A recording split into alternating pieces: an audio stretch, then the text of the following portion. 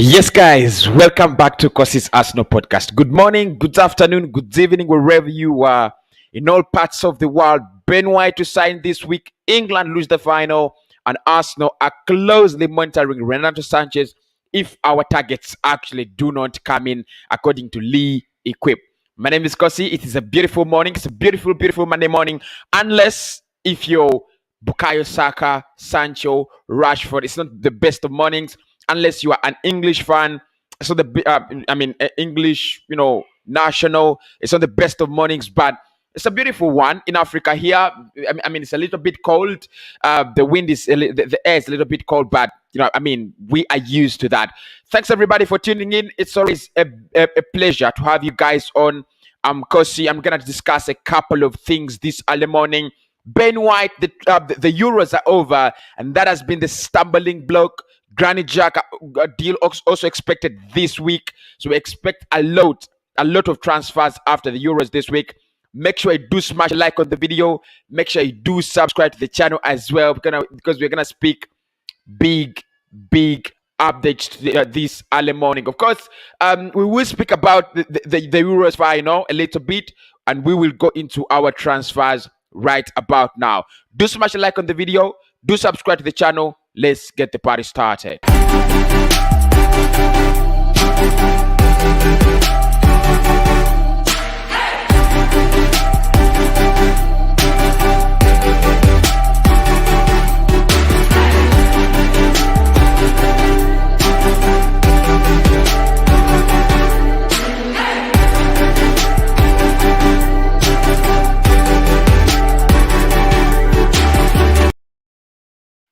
Yes, guys, welcome back to the channel. Good morning to you guys. Good morning to you guys.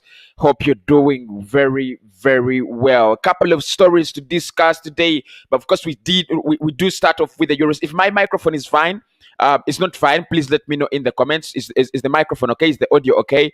I've had a couple of technical issues over the last hours. So if the audio is okay, please let me know down in the comments that yes, Cossy, the audio is fine, and we will be very, very fine. So let us start off with the Euros final. Just for a minute. England at the Wembley, unlucky to win it. They thought they could win it probably after 55 years of not playing a European Championship final, but they knew they were playing one of the legendary, nations, and that is Italy. And I thought, Southgate could change his his tactics somewhat, but he didn't. Absolutely, he didn't. And they went defensive. And Italy was just all over them. But guys, for me, my focus is on Saka and all the players that missed the penalty. I'll do a show about how people are really abusing them. But my focus there is, don't go on Saka. Don't get out on Saka. I know, as a football fan, you are really disgusted. You are hurt, but don't go on Saka. Yes, he missed that penalty, but Saka is a 19-year-old. And I'm not saying it's justifiable for a 19-year-old to miss a penalty in a final where a final that has not come in 55 years. That is not what I'm saying. I'm saying it is football. Yes, Saka missed the penalty. It was the decisive penalty, and I'm gonna blame Gareth Southgate. Why do you give such a penalty? Why does Saka have to take that penalty? 19 years of age, decisive penalty. Why don't you give him the third penalty? Why don't you give him the fourth penalty? Why don't you give him the second penalty after Harry Kane scores his penalty? Because that is what I expect. The likes of Jende Nelson, they should be taking penalties. So for me, guys, don't get on Bukayo Saka. And it is shameful, absolutely disgusting, that people are getting out on Saka because of the way he looks, because of the way, because of his. I don't even want to say, because YouTube could block my my stream. Guys, it is not how Saka looks. He's been absolutely a joy to watch in the Premier League last season. He's been a joy to watch for England. And everybody, when we got that, that man of the tournament, man of the match award, everybody was shouting his name, Saka, Saka, Saka. And now because he missed the penalty, everybody's like, He's not even, he's not even among us. Guys, don't do that. It is stupid. It is stupid. It is so reactionary. We have lost finals. I mean, we have seen. It's not the first time as a football fan, unless you're born yesterday. But if you're not born yesterday, it's not the first time you're losing a final. 2006 UEFA Champions League, we have never won it, and we lost that final to Barcelona. We've never won it. It's not time to take stick on your players. It's not time to start saying who belongs here and who doesn't belong here. It's nonsense. Absolute nonsense. It's disgusting. Finals are there to be won, and finals are there to be lost. There's no way you're gonna win it. But there's no way both nations were ever gonna win it. No way. And you've got to give it to Italy. I think they were the better side. It's just that you do not want to accept. Many people do not want to accept that Italy were actually better than England. 90 minutes, 120 minutes, and even in the penalties, they were better. Shout out to Pickford. I think he did a very great job. But guys, the way someone looks doesn't determine whether they will take a penalty or they will not. Whether they will, score or they will not. Before that, Saka is absolutely loved. Absolutely loved. And then, trolling him on Twitter because he just missed the penalty. I've seen people miss penalties. More than one, more than two, more than 10 times. So guys, let's stop that. And of course, all Arsenal fans, as an Arsenal fan base, we've got to get behind Saka, whether it's Twitter, whether it's Instagram. Don't like those posts that are racially abusing Saka. Don't like them. Don't unfollow all those people. It's a disgrace. It's a fucking disgrace that in football, in this century, at this time, we still have people racially abusing players because the player, missed the penalty. Come on. That is the best. I think that's the most basic thing I've seen in football. Missing a penalty. It happens all the time. It happens all the time. If you've talked to people who have played football, they'll tell you you're gonna freak out and you're gonna miss a penalty and you're gonna feel like that is not the end of you. That is not the end of football. He's a young player. He's got a big career ahead of him. He's 19. He's got 20 good years. 20 good years ahead of him in his career. The moment you start that, he's gonna get affected, and next season we will never get the best of Saka. And for me, I believe it is next season when we have to get the best out of Bukayo Saka. So guys, don't do that. Don't do that. Your heart, we understand. We've been there before. We've been there before. Some of us, our nations, do not even have hopes of playing in the World Cup. Some of us, our nations, do not even have hopes of winning it at continental level. But guys, keep it respectful. Yes, you could react.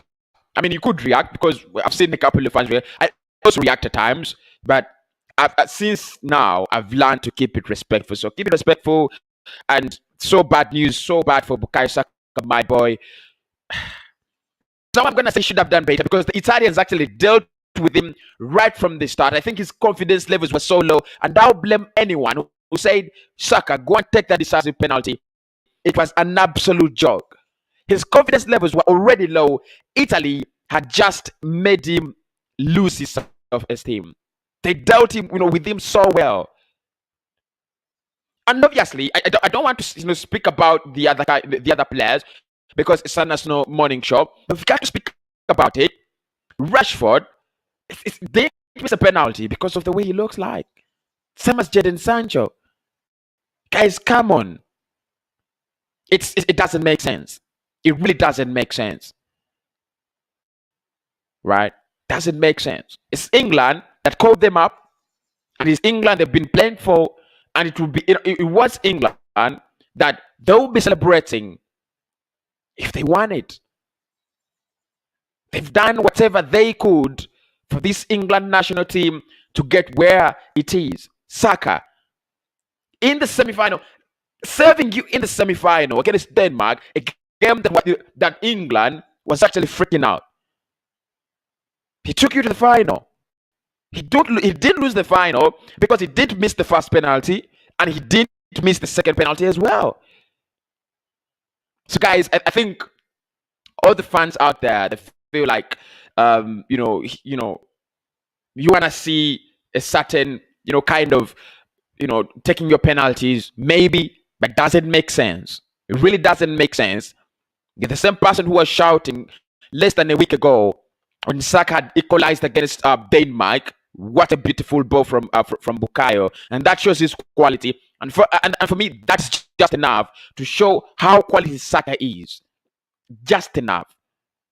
Again, don't dare say Saka is not good enough. Don't say it.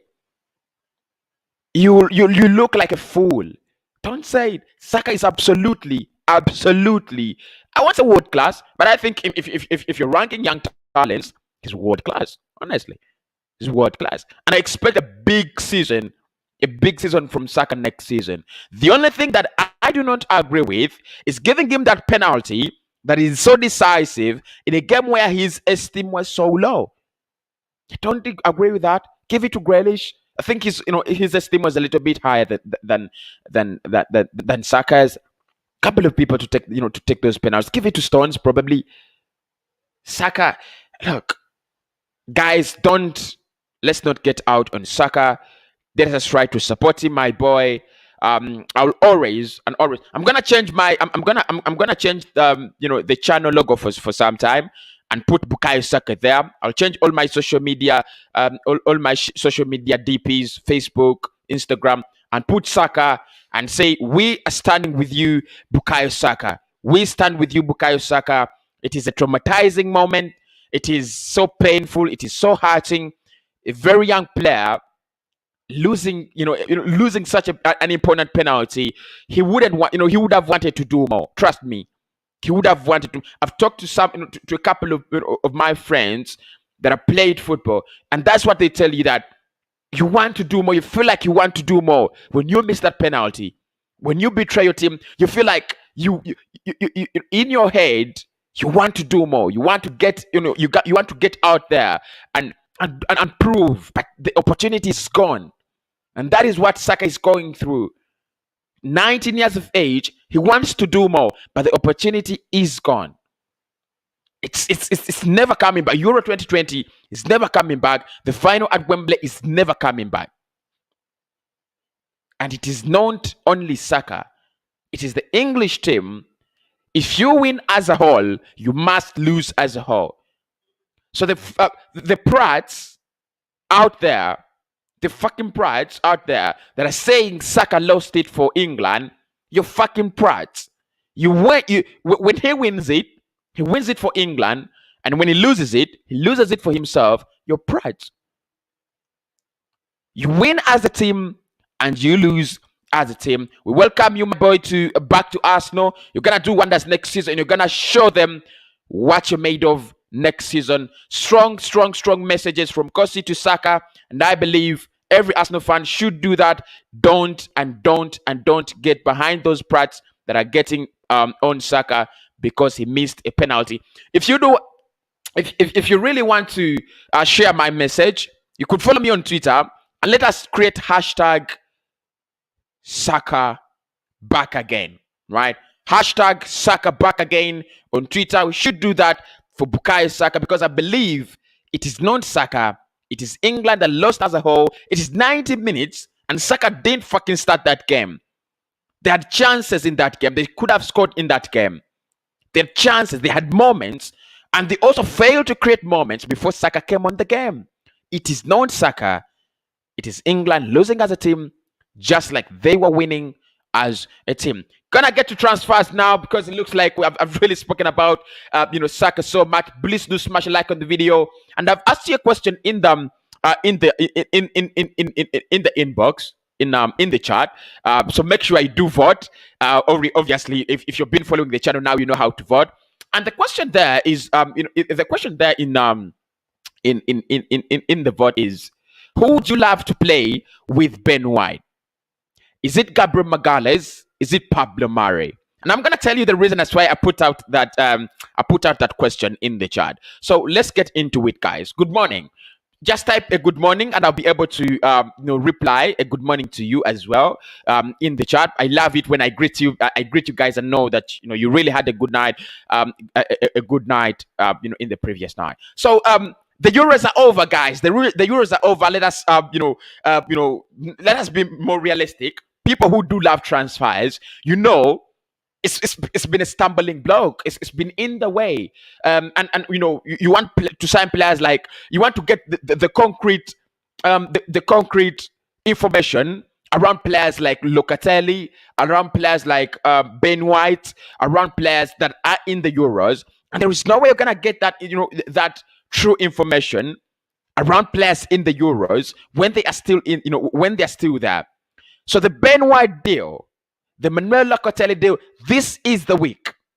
This is the week when we get to know what exactly is behind the walls. Let's start off with Manuel Locatelli, because with Manuel, it's been a couple of things. So Swallow having meetings with Juventus behind the back, and we do understand that because they do have a very good relationship as well. But also the Euros, the player has been in the Euros. So we are not really so sure about what exactly has been going on in his mind. He could have changed his mind probably, but this is the week when we get the right updates around Manuel Locatelli. Does he actually move? Because it's been the Euros, now the Euros are over. Does he actually move at the moment? Does he stay at Sassuolo? Does he move to Juventus? Does he move abroad to Arsenal or probably Dortmund because they're also interested? That is the big thing about the Euros. They've been a big stumbling block. Everyone around the world, everyone everywhere is going to tell you transfers have been a little bit slow, especially the bigger moves. Of course, the likes of many nations are out, and I don't think many English players are going to move or many Italian players are going to move. But the point of focus, the focal point of focus has been the Euros. Everyone has been focusing on the Euros. Everything has been focusing on the Euros, be it the media, be it the agents, be it the scouts. It's been the Euros. Now that the Euros are out of the way, we've got to accept it. Big transfers, big transfers are now going to start breaking. Big moves, big players are going to start moving. And that takes me to the Ben White deal, as well as the Renato Sanchez deal that we'll talk about earlier on, because it speaks volumes around Ruben Neves and Houssem Aouar. So we're going to discuss that, very, very shortly. But with the Ben White deal arriving this week, there is a big possibility that he could actually arrive at Arsenal this week. It's the Euros that have been blocking this deal. Personal terms already agreed. The price and structure already agreed in principle with Brighton. You're just waiting for your man, Ben White, at Arsenal. What I do not know, and I cannot really provide information on this, is the player first going to take a weeks off or a period off? Because look, they have lost the final. They're in a very bad state. It will be so inconsiderate. It will be so, negative from Arsenal. And I'm saying this as an Arsenal fan who wants to see our signings come in. It would be really negative if we started bombarding Ben White with lots and lots of messages. Come to Arsenal. We want you to sign. Blah, blah, blah, blah. We've got to take it a little bit slow. We've got to take it a little bit slow. Yes, I do understand. We want the player. It's been the Euros that have been blocking this deal, and everybody gets it. But let us be a little bit more considerate. If you lost that final, and I know many people, if you lost that final, you'd be freaking out. If it was your country losing this final, many of you wouldn't be watching, actually. Many of you would be out probably, in bars or somewhere, or somewhere really frustrated. So with the Ben White deal, it should be finalized this week. I think he will not be announced this week as a player. I don't think, but I think the deal, total agreements will be done this week. They should be done this week because the Euros are over and Mikel Arteta is now setting his team, is looking to set his team. The only time you've got to do that is after the Euros. It's in this week. So personally, as an Arsenal fan, apart from the Ben White deal, because with Ben White, like I said, you've got to be a little bit passionate. You've got to be a little bit considerate. You don't just bombard him with "Come to Arsenal, come to Arsenal, Ben White." We've been desperately waiting for you. It wouldn't make a lot of sense. It really wouldn't make a lot of sense. So this week, I think we should be dealing with the final products, the final issues of that deal. Outline everything and make sure we announce him in the coming weeks. But he could also, arrive this week because they might take a holiday off around probably 5 days or 6 days as English players and try to get themselves together, because I think at the moment emotionally they are not there. Emotionally, for facts, speaking facts, they're not there emotionally. They're not, they're not in the right shape. And it would be very disgusting if we started saying, Cossy, Ben White, this week, yeah, high chances. There are high chances that he might, actually appear this week. Probably more stories, to do around him, in this week. But my suggestion is we've got to let them have some space. We've got to let these players have some space. It's been so hurting. It's been so difficult to get into that English side and lose a final. It's so hurting. However much Ben White has not played any games, right? However much it is not played any games, let us take it really, really slow on them. It's going to be an Arsenal player, and this is the week when everything is going to come out. So, guys, be very, very cautious. Let us watch out for this week. After Sunday, the Euros are done. Now it is transfers. It's big transfer business. And I think if Arsenal now don't start doing the real serious business, the cover is blown. There is no more reasons Arsenal has. At first we said players are in the Euros, and then we said the Euros. It's over. It's absolutely over. Now you've got to do the big deals. Oh, there is absolutely no reason. So I expect the likes of Ada Housem Hour to have a big update on him this week. And I'm saying this on as a person who really critiques Edwin Arteta.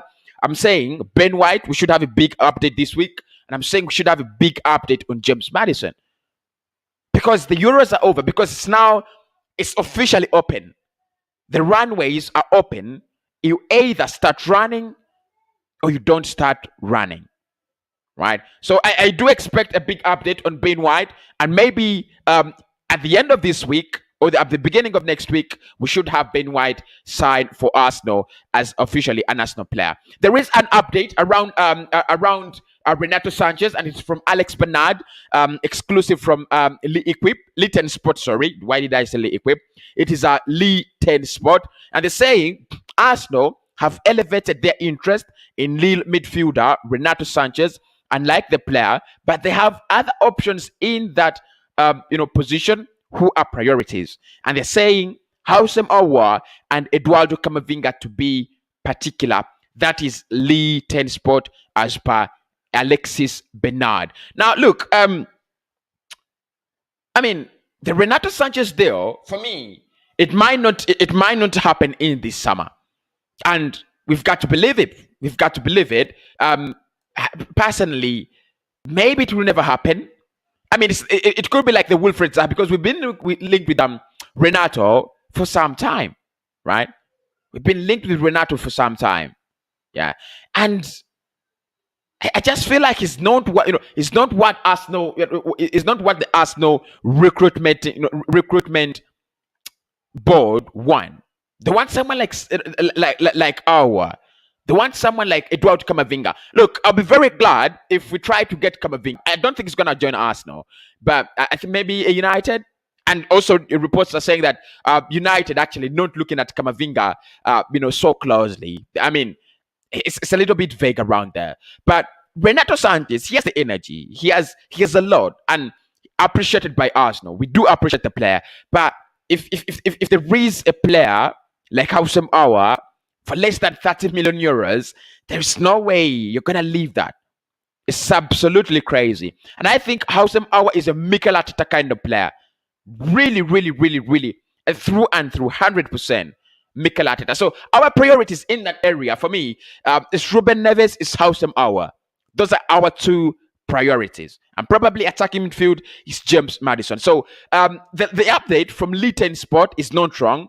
Our interest is there and so much elevated, but I think Renato is only a backup. If we fail to get Houssem Aouar, maybe we can try Renato. If we fail to get Ruben Neves, if we fail to get Eduardo Camavinga, maybe we can try Renato Sanchez. But apart from that, I don't think, right? I don't think. Like I said, guys, make sure you keep my comments respectful. Make sure you keep my comments respectful, and I'll be very, very glad with that as well. So make sure you do keep my comments respectful. Really, really, really, truly appreciate it if you do that for me. Right. So let me see what people are saying in the chat. Let me see what people are saying in the chat. Okay. Right. Kancha is saying that to me, it would be better for him to take medical but be announced as a player in the rest. Then he goes, and rests his mind. No, I don't. Look, like I said, it's not so human at the moment to pressurize a player with transfers. It's not so human. I don't think it is. Honestly, I don't think it is. I don't think it is human to pressurize a player with transfers. I don't think. Unless I'm wrong. I could be wrong. Unless I'm wrong. But I don't think at the moment, this is the time when you pressurize a player for a transfer. Right, guys? Good morning. Speak to you very, very soon.